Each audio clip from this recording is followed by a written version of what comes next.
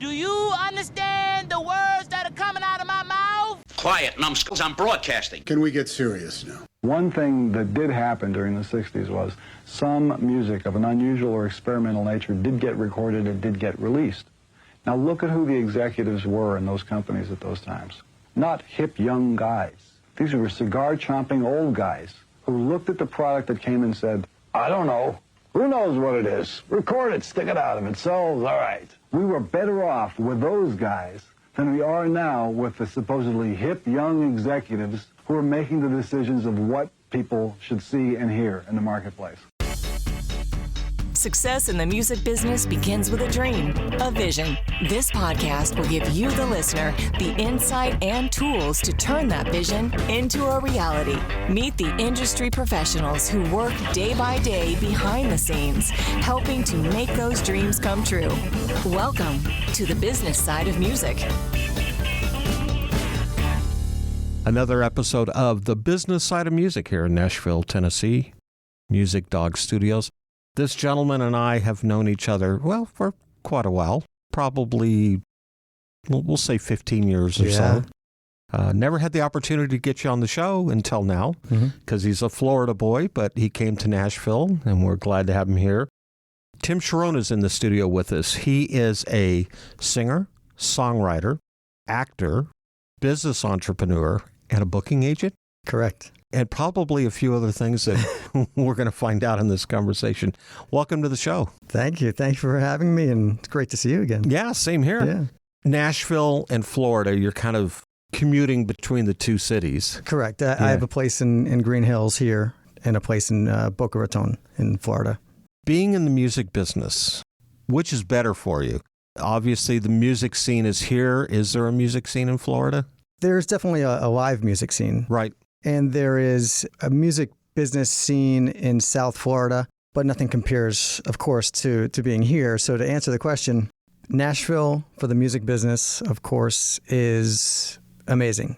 And for my personal life and my happiness and well-being, your sanity, Florida is perfect because I'm a beach boy. Yeah. As long as I've known you, I've always thought that you were kind of a beach boy anyway. Let's go back to the beginning. It's a question I always ask and our listeners would like to know. And that is, how did you get started in the business? What were your musical influences? What age did you realize, gee, this is what I want to do? Great question. I started when I was 14 with my stepbrother and a couple buddies from high school, and we formed a band in the basement, and half of us had no idea what we were doing, we would take lessons and everything. And up until that point, I think, but really, as far as I can remember back, maybe being 7 or 8 years old, I started to become obsessed with music. And totally dating myself, but I would lay in my bedroom by myself with a boombox and play tapes of AC/DC and all that, like all the rock and roll. And I would just lay it against my ear and just lay there for hours and hours and hours. So we started the band in the basement, and then we did, I think, 1 or 2 little like keg parties, in somebody's backyard. And then when I was 16, Mothers Against Drunk Driving in my high school, they had a concert. And they had some of the bands play, some of the high school bands. And it was it was life-changing because they set it up like a real concert. They had a big PA system and lighting rigs and spotlights. And I had all these plans of, what we're going to do for the show. And we had the Elvis's old intro. The 2001 A Space Odyssey? Exactly. Yeah. So because my mom was a big Elvis fan, so I decided that I was going to use that music for our intro. And long story long, there was, maybe 500 kids there and parents and stuff. And the first few bands went on, and it was nice, but everybody was kind of standing away from the stage. So I went up to everybody and I said, guys, when we go on, come up to the stage. So I'll never forget, I had the intro music go, the Elvis intro music go. And as soon as everybody heard that, everybody started, coming up to the stage. And so I had the band start the first song, and then I came running out from backstage, and, the big spotlight hit me, and all the kids just like ran to the stage and started going crazy. And I remember just that moment is just blasted in my mind. And I could see my dad and my stepmother off to the side because they were just like away from the kids, but watching, standing against the wall. And I was like, this is it. I'm done. I know what I want to do, You were hooked. Yeah, absolutely. You came to Nashville. Mm-hmm. Were you coming to Nashville as an artist or as a songwriter or both? Both, mostly as an artist. And when I came, I was still pretty green as far as the real music business. And I think like everybody, or most people, I came to Nashville and every 5 seconds I was like, what am I doing? My God, these people are so unbelievably gifted and talented. It's a humbling town. Yeah. I've had that conversation with quite a few people that come to town who go, I was the big fish in a small pond, and I come to Nashville and I find out I'm the small fish in a big pond. Yep. It does humble you rather quickly, especially when you go up and down like Lower Broadway and all the honky-tonks and you see the guys that they're playing for tips. They're playing for the tip jar and all the honky-tonks on Lower Broadway, and you're like going, these folks are amazing. Oh yeah. When I first got here, I would go downtown and I would see people and I would just look at them on the stage at Tootsie's, and I'd be like, oh my God, this guy's made it. I would do anything to do that. And like you said, I mean, you go to Starbucks and the barista is a world-class guitar player, and you're like, geez, I need to take some guitar lessons or something. You didn't give up though. No. You stayed and you really started to work on your craft from what I remember back in the days. And you started to really develop your own style at that point, I would think. Yeah, it's funny. I've been thinking about this lately a lot. I think it's just so incredibly important for anybody who wants to be an artist that they start developing their own style, and that it doesn't end. It doesn't, it's not something, in my opinion, that you just, figured it out. Okay, this is what my style will be. I'm going through a million different iterations of what that is still, but it's fun for me. And I think if people approach it as like, this is part of the art of being an artist, is figuring out who you are, figuring out who you want to be on stage, who you want to be as a songwriter, and figuring out what your image is going to be. It's what we used to call in the record business artist development. Yeah, artist development, correct. Yeah, you're really developing who you are and what you are. Right, and it seems like these days, correct me if I'm wrong, these days artist development is in the hands of the artist. Oh, absolutely. I think the record label, one of the biggest mistakes they ever made, and I've got label execs that listen to the show, and I'm not afraid to say, because I used to be in artist development at the label. I think it is a position that is sadly lacking. I think it needs to be in some form or manner within the business, whether it's a record company or whatever else, because as you said earlier, you come to Nashville and you see all these cats playing and you're trying to figure out who you are and you don't know because you're just some young kid, still wet behind the ears, snot-nosed, trying to figure out, okay, what am I going to be? And without that guidance, it's kind of tough. And that kind of gets to what we talk about on the show. It's the music business. There's the business side of it and that craft part. And I think that is something from what I've read, you've understood that there is a business aspect to this industry that we're in. Oh, very much so.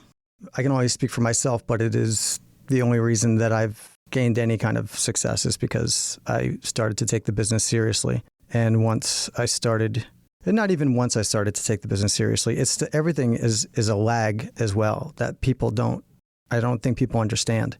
That's interesting. I've never heard that analogy. Yeah.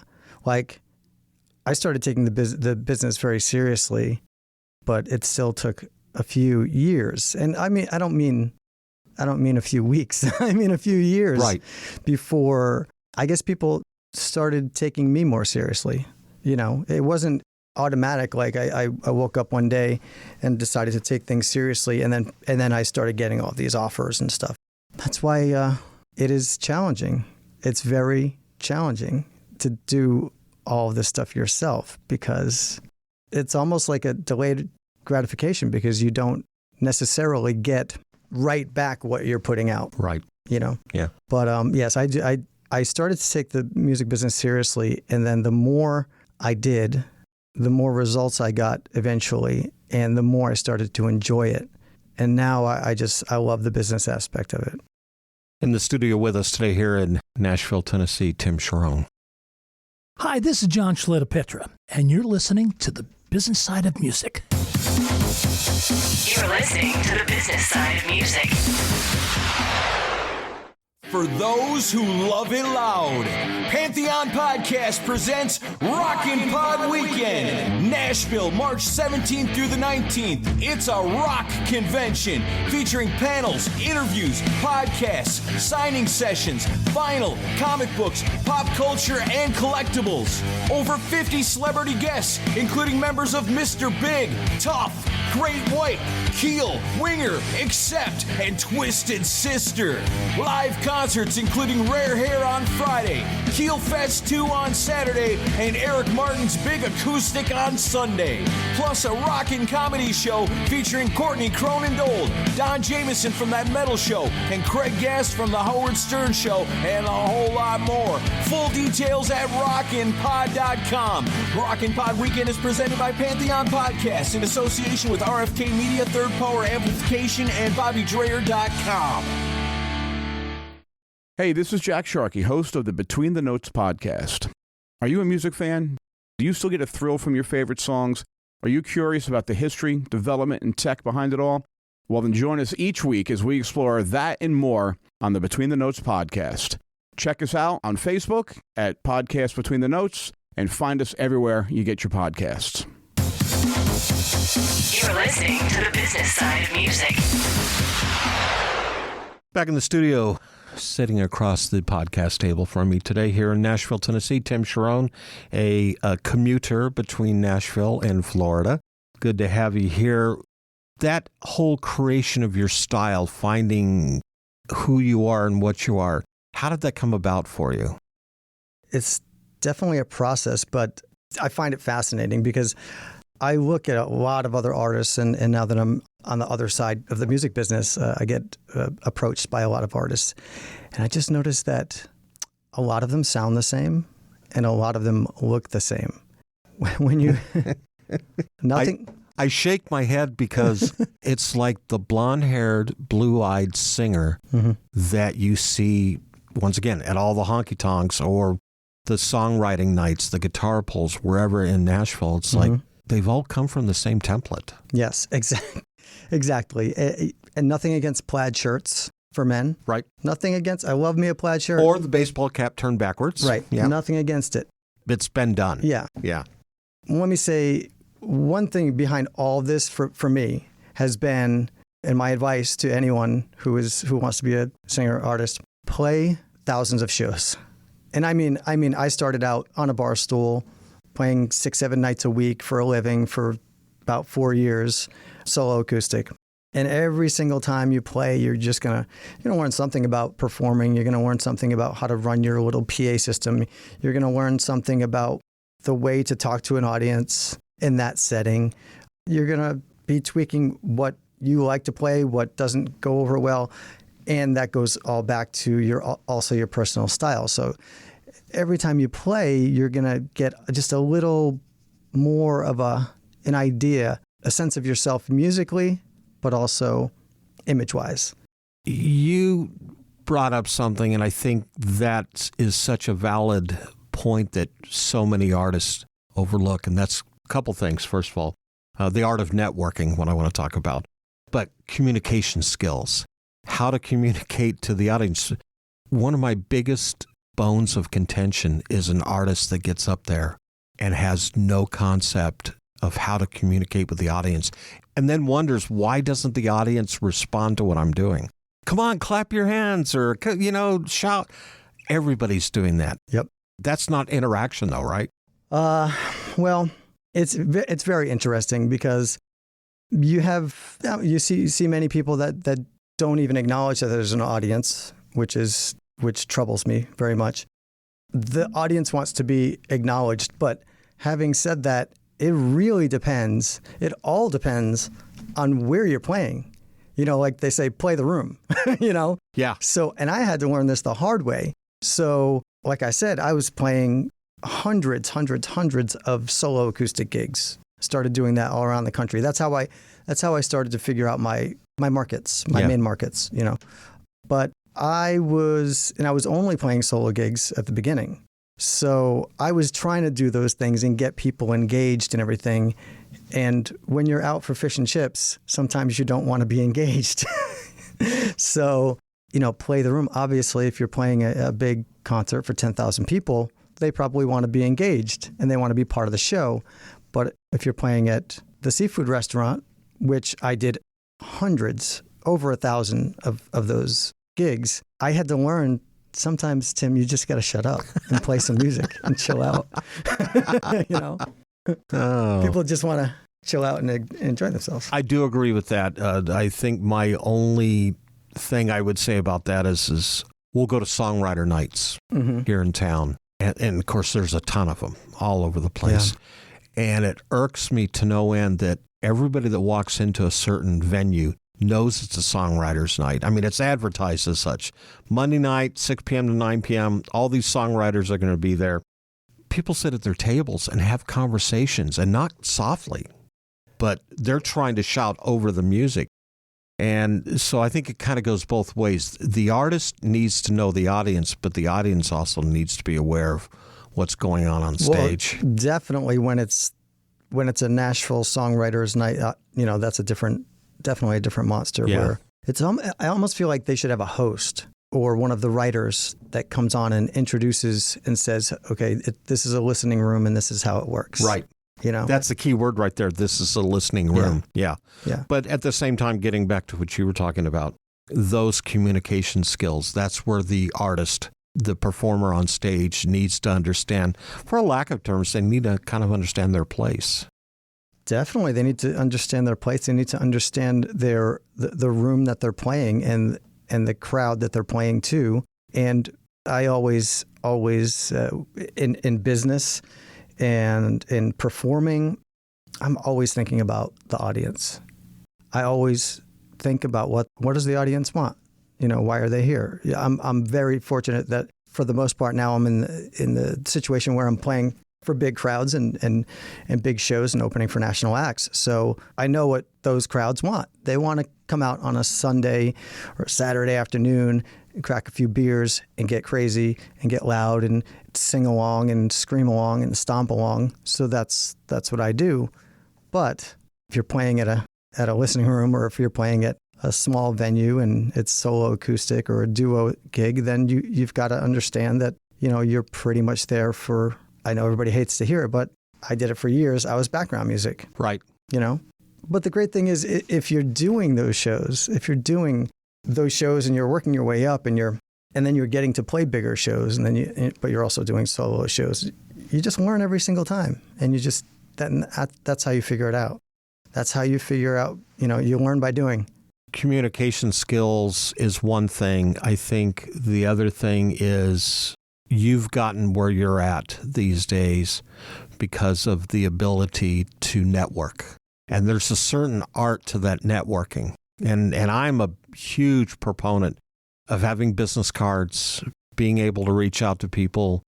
That's really something you've developed over the years yourself, is that art of networking. Yes, and it's definitely an art, and it's a, like you were talking about earlier. To me, there are so many facets of what we do, of the music business, and it's a craft. It's a craft. Performing is a craft. Obviously, songwriting is a craft, and networking is a craft. And the skill, and I say skill because skills, I'm a little bit obsessed with the idea of skills, right? Skills are things to me that can be practiced and you can get better at. And networking, and most importantly, the actual art of communication is so important. So very important. And for networking, I think that I'll just tell everybody my mistakes. So hopefully they can learn from my mistakes. Especially when I first moved to Nashville, I thought networking meant like you find someone who's in the music business who can make you a star, and you run up to them in Starbucks and you throw a CD at them. I thought that's what networking was. And a lot of things I think that, at least what I thought they ended up being the opposite. And networking to me is fun now. And I kind of have a little bit of a system. So I'll just try to give people ideas of what they can borrow. So number one and foremost, I really look at it as just going out and fostering friendships with people, because the music business is like any other business in the aspect that people want to work with people that they know and that they like. And the opposite of that is someone coming up to you at Starbucks or at dinner or something and throwing a CD in your face or just trying to like pitch you as soon as I'm sure this is happening to you like 20 times a day. When someone comes up and just isn't really interested in you as a person, but they just want to pitch you and tell you about how great they are, it's a complete turnoff. So people, please try not to do that. Try to just realize that it's a long-term game. I realized maybe 10 years ago that when I started to have a little bit of success, I thought to myself, nobody's getting me out of this. I heard a Bob Dylan quote. He was like, once I got my foot in the door, he was like, there's nobody in this world that was going to get me out of that door, Right. So meaning I knew that this is what I wanted to do forever. So that gives you a lot of time and a little bit of peace so that I felt like I didn't have to, after that, once I realized that, I felt like I didn't have to go and just bother people and treat it more like just fostering friendships. And for details, things that I do, because I'm doing this every day, all day now, if I meet someone, of course, I have my business card right here. I have, and it's so easy, get a QR code. Right. And I just had it printed. So here you go, Vistaprint, I believe. Had it printed. It costs you next to nothing. You meet somebody and you're like, hey, just put your phone up to it, put your camera up to it, and then it populates all of your info, your socials, all of that stuff. And it also captures their info. But then what I'll do is I will go into, if I meet someone and I want to foster a relationship with them, I'll use the power of social media. And I will sit down at my desk, and I will go onto the different social media platforms that I use, and I'll find that person and I'll send them a request. LinkedIn is a good one as well. I use Facebook. Facebook has gotten me so much business. It's incredible. But literally, if you're watching, listening, the next time you meet somebody, go and get on their social media, and then don't send them anything. Don't blast them anything. Maybe like some of their posts, right. Comment on some of their posts. Maybe send them a message. Actually, I did this the other night. I met someone in Delray, a label executive. He launched one of the biggest artists in the world right now. And we met. And so I got him I talked to him while I was there, and I was like, hey, I'm on your Facebook. And he's like, oh, yeah. The next day, I was like, hey, it was great to meet you. I'm in Delray a lot. And he's like, oh, great. Yeah, let's get together and meet. So it's a very simple thing that you can do. But whenever you meet someone, use the power of social media, get on their social media, comment on their posts, tell them that you like their puppy dog. It's giving instead of taking right. At that point. And you're starting to develop that art of networking and building a relationship.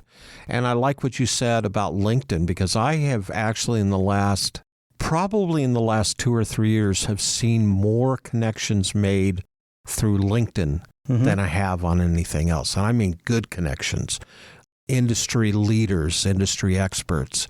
And I've developed some really good relationships with those people over the years. Facebook is Facebook. Mm-hmm. I get friend requests all the time. Yeah. All the time. And honestly, I probably delete 95% of them. Because unless it's somebody that I know that's more than one person, because why do you want to be my friend? It's the same thing on LinkedIn. Why do you want to connect with me on LinkedIn? Right. If it's networking and you want to build a relationship, I'm all about it. Mm-hmm. I'll be more than glad to help you. And hopefully in turn, you can, help me with some things. But if you're just like, gimme. Absolutely. Specifically for artists who are trying to make a name for themselves, I would only add people if I have met them, and doing things like going to panel discussions in conferences and things like that. I could talk forever about those things, but conferences, number one, where you go and you pay to play. Everybody, send me some hate messages. This is going to be a hot topic. But guess what? If you don't do it, someone else is going to do it. Okay, if anybody's wondering how to get out of the bar scene, you pay to play. And you pay to play at conferences. I've been doing this for 8 years. And you go to these conferences. So shout out to FFEA. I'm on the entertainment committee for FFEA. It's Florida Festivals and Events Association. So for the past 8 years, I have paid for a membership. I've gone and I've paid to showcase. I've paid all of my band members to go to Orlando or Naples to perform for 15, 20 minutes in front of, so there's a lot of expenses, right? So I have paid to play a ton, right? But it's strategic. It's extremely strategic. So here's the deal. If you want to get out of the bars, you find one of these conferences and you get a 20-minute slot to perform in front of 2 or 3 or 4 or 500 people that they run fairs, festivals, and city events in your state, okay? So, like I said, I've been doing that for 8 years or so. Past 2 years with my booking agency, I have had other acts come in that I represent, and I have paid for them to play, and they've paid their travel expenses and everything. And that, in a nutshell, is how you get out of the bars and onto the big stages. You brought up something that I'm going to take even a step further. And that is, I get asked often, well, how can I get on a big tour? Okay, well, it's remember that art of networking and the communication skills? Mm-hmm. There's also a certain component there that a lot of artists don't understand. And that is some of those support acts, some of those opening acts, they're paying to be on that tour. Yep. I don't care if it's being indicated that, well, I'm paying for my ride on the bus, or I'm paying for my sound, my use of their sound system or their lighting system. You're paying to get that opening slot. Right. But it's putting you in front of how many butts and how many seats that you couldn't accomplish in a bar or a honky-tonk. Yeah, and I've done that a bunch of times in a different way. I've done, so, I've always said, like, if Garth Brooks's camp, called me and said, hey, Tim, do you want to open for us in Wisconsin, and it doesn't pay anything, or it's going to cost you a couple grand? I say, yeah, what's the date? Are you kidding me? Yeah. Of course I would do that. You would be foolish to turn something like that down. Of course. Absolutely. So this is what I've done, and this is just how you gain the most important thing in your career, which is momentum. I taught myself how to sing the national anthem and play the national anthem. Nowhere near as good as Chris Stapleton, but there were a few venues that asked me if I would sing the national anthem. And for the first one was, I believe, Charlie Daniels, which I ended up opening for Charlie Daniels 10, 12 times after that. And all of it came about because I went and did the national anthem a few times at some big venues for free. And I ended up, had to pay, it wasn't a lot. Some of them were a lot, but, some of them were, I had to pay $200 to travel. And at that point in my career, I wasn't opening for anybody else. So it was all about, I'm going to go do this. It's going to cost me a little bit, but then it's going to, you open for Charlie Daniels. Okay. And then that all led to me getting to open for Bret Michaels of Poison with my band, because it was the same venue. They were very happy that I did it for free, the national anthem.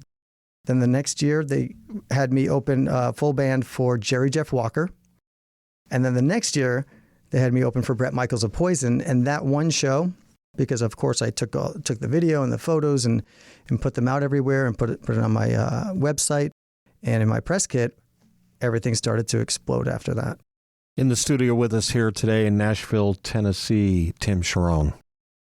Hi, I'm Megan Shanley, the author of children's book Vincent Plays His Part, and you're listening to The Business Side of Music. You're listening to The Business Side of Music. As a musician, you have a dream, that vision of what success looks like for you. Though it's not only about the money, money is part of it. Whether you've been extremely successful or you're just striving to maintain a regular cash flow, you need a plan. Money Concepts can help you develop a customized plan to achieve the financial stability and success you want. For over 40 years, Money Concepts has been providing holistic financial planning services to individuals, families, and business owners. As an independent firm, Money Concepts and their associates are committed to always represent the best interest of the client. It's really about a committed, benevolent interest in them personally. This independence, coupled with that committed, benevolent interest, means they represent you, the client, not a product supplier. It's not about selling products, it's about helping you achieve success. To learn how this can benefit you, contact my buddy, John Adams with Money Concepts at 737-867-9309. That's 737-867-9309. You can also email John at jadams@moneyconcepts.com. Whether you consider yourself a musician or not, music is all around us, and it affects our everyday lives. Whether it's background music influencing our shopping habits in a store, organ music adding the vibe to a baseball game, or a playlist convincing us to keep going on that last mile of a run. I'm Mindy Peterson, host of the podcast Enhance Life with Music, where we take a holistic look at music's benefits through the lens of science and medicine, entertainment, and business. You can find me and Enhance Life with Music at mpetersonmusic.com/podcast or wherever you get your audio. You're listening to The Business Side of Music. Back in the studio here in Nashville, Tennessee, Tim Charron is sitting across the podcast table. Let's go down a couple different directions. Yeah. We talked about LinkedIn earlier, and I noticed that you had posted something about acting in a television commercial spot for Yamaha. Yes. Am I correct? Yes. So you're acting too. Yes, I am. Oh boy, let me try to make this a quick and concise story. Years ago, I did some acting and some small stuff. Did a few national commercials, Dewar's Scotch, and did a big commercial for Visa MasterCard for the World Cup, and a few very, very small roles in films and some extra work. So the past 10 years, 12 years or so, I've been building my music career, but I started having health issues. And they're kind of progressively getting worse, and then the pandemic hit, and things just got worse and worse and worse. So long story long, last maybe it was like 14 months ago, I was diagnosed with Lyme disease. And I don't know if anybody's familiar with Lyme disease, but Shania Twain, that's what derailed her whole career. Justin Bieber had Lyme disease. Daryl Hall of Hall & Oates, Lyme disease. So a lot of people. What I'm trying to say is I literally thought for about 4 months that I was dying.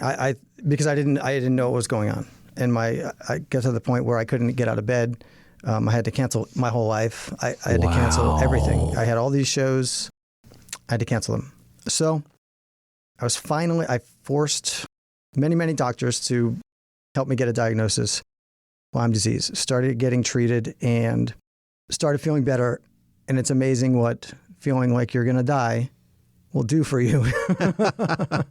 So I was like, I literally thought that I kept thinking, like, oh my God, what if I can't ever perform? What am I going to do? What am I going to do for a living? What am I going to do? So when I started coming out of that, I was like, why don't I start acting again? It's something that I liked when I was doing it before. And I thought that, let me give it a shot, see if it clicks with me.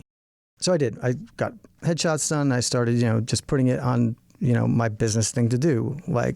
And I submitted everything myself. I'm still self-represented. So the first thing that I got was that Yamaha commercial. It was it's a national Yamaha commercial. I can't say, it was very top secret actually. It was pretty cool. But we spent 8 days in the mountains driving these crazy 4x4 things with professional stunt drivers. I mean, it was the best 8 days I've had in a long time. Wow. And from there, it's just blown up. It's, I've done a bunch of commercials, done a lot of music videos. I was in, Ellie King. Yes. Yeah. I was in her last music video with a rapper named Dax. I played Ella's boyfriend / one night stand. Yeah. So The love interest. yeah. Yeah. So I basically, got paid to lay in bed with her, which is, it was great. You don't hear that too often on this show, folks. No. So I'm shooting another one this tomorrow. I start tomorrow up here in Nashville. And in January, I shot my, I had a great role in a feature film called The Truth About Monsters. And so look out for that on streaming. And had a nice co-starring role, and it's been amazing. And I think when I did it when I was younger, I had a lot of those filters, Yeah. Like I had a lot of self-consciousness.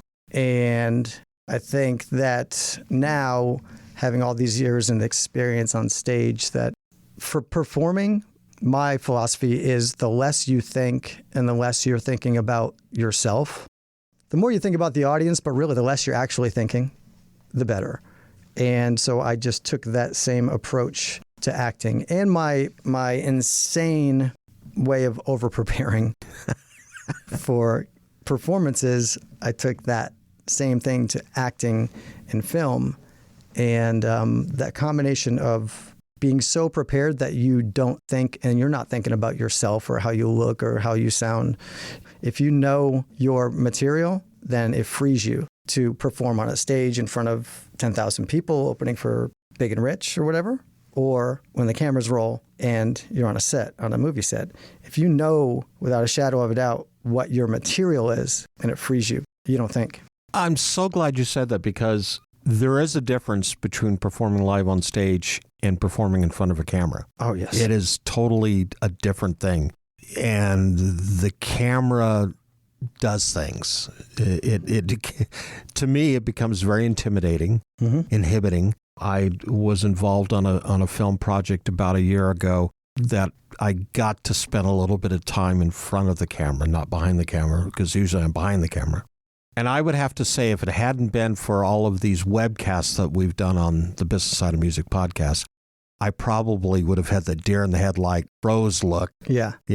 So yeah, there's nothing wrong. I guess my point is, there's nothing wrong with being over-prepared.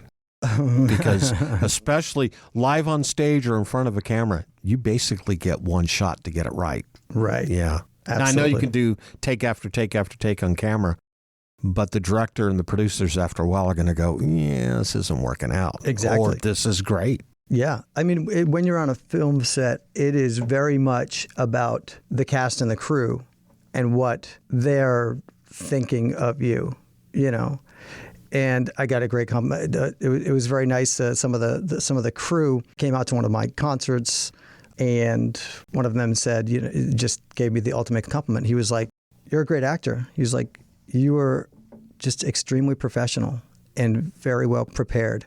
That to me is the ultimate compliment, because I prepare like a psychopath. And that's what I would advise other people to do. And I hire musicians and fire musicians, all day, every day, because I, do all these shows. Well, and you've set a bar to be at a certain standard, and you expect that much, I would assume. 1,000,000%. Yeah. And I tell them, I said, I expect everyone to be over-prepared. Don't even come in prepared. Come in over-prepared. And then everything, it's so simple. It's so simple. It just makes your life so much easier, no matter what you're doing. If you are over-prepared, then that's where confidence comes from. And that's where freedom comes from. If you're up on stage, if you're a guitar player or something, and you're coming into audition, or you're coming into rehearse, or you're on stage and you're thinking, oh, geez, I don't really know the next song. Like, you're asking the bass player what the chord, like, to me, that's the ultimate anxiety. I don't want to put myself through that. I would never want to put myself through that. As long as I know what I'm getting myself into, I would never go to a movie set and having had the script 4 months before, because that's mean to myself. Yeah. And it's mean to the cast and crew. Yeah, to everybody else. They're going to hate you, but it's just mean to do to yourself. Don't let yourself be put in that situation. Before you leave, you have a booking agency too. Yeah. That is something, I got to tell you, because I used to work for a booking agent in Hollywood many, many, many years ago in the mid to late 80s. And I think outside of maybe working in a restaurant, booking agents, that's got to be the toughest gig in the world ever. What made you go down that path? Well, it's been a very crazy path because, how can I answer this? So I'm a very avid reader. And so to answer your question, I hated booking shows so much. Like I think 99% of artists do. I hated it. I hated everything about it. Nobody likes rejection. And when you're calling someone to book a show and they say no, they're rejecting you, it hurts. Yeah. But I read a book by Stephen Chandler called The Wealth Warrior, and it's kind of a self-improvement book. And I read it maybe 20 times, And then one time I was trying to, I was booking myself and just making myself do it. But, I hated it. My wife and I used to get in arguments all the time because I would ask her to help me and she hated it. I mean, it was a big problem. So the 20th or 30th time I read this chapter in this book, essentially Stephen Chandler says, either you learn to sell what you're trying to do or quit. Because if you cannot sell your product, which is you at the time, if you're an artist, then give up. And I'm not saying that for everybody else out there. I'm just saying it hit me like, oh my God, he's right. So I decided that I was going to become really great at it. And I worked my butt off. And then on the other side of it, then it started to become fun. Once I really put everything into it and not half doing it because I didn't like it, then I started getting success, momentum, success. So these years later, now I love it. I love it. So I was like, let me do this for other people. I was going to say, because you have other artists on your roster now and some pretty good names. Yeah. We just wrapped up. We're doing the city of Miami Beach is putting on and this all comes from actually in Coral Gables, Florida. In 2020, they have a big festival called Carnival. And they've been doing it for over 25 years. And so in 2020, they decided to have a country stage. They asked us to headline the Saturday night. So it was the last thing that was down there that was open. It almost closed because of the pandemic. And then the next week they had another event and that was shut down. So it was incredible. We had an amazing night, thousands of people, and everybody who likes country music around in Miami, because there's not much country music in Miami, all came, and they just had such a great time. It was such a great show. Now the city of Miami Beach has contracted them to do the same show, 3 stages in a big country stage right on Ocean Drive, March 17th, 18th, and 19th. And they all contacted my agency. And so we have booked the country stage for the whole weekend, all of the regional acts. And we're tying up, do you know Craig Campbell? Yes. Yep. So we have Craig Campbell headlining on Friday, and the Swan Brothers are going to headline on Saturday. Oh, nice. Yep. And of course, I'm playing every day, and I'm working on doing some stuff with Joe Nichols, getting him some dates, and I've already done some stuff with Trent Tomlinson. So it's great. It's a lot of work. I've already hired one assistant. I'm hiring another assistant. My idea is to scale this so that I don't have to be in the weeds. But this is what makes you that business entrepreneur and prepare like a psychopath. Okay. So last but not least, how can people find out about Tim Charron? How can they get a hold of you? Well, it's very simple. TimCharron.com, TimCharron.com.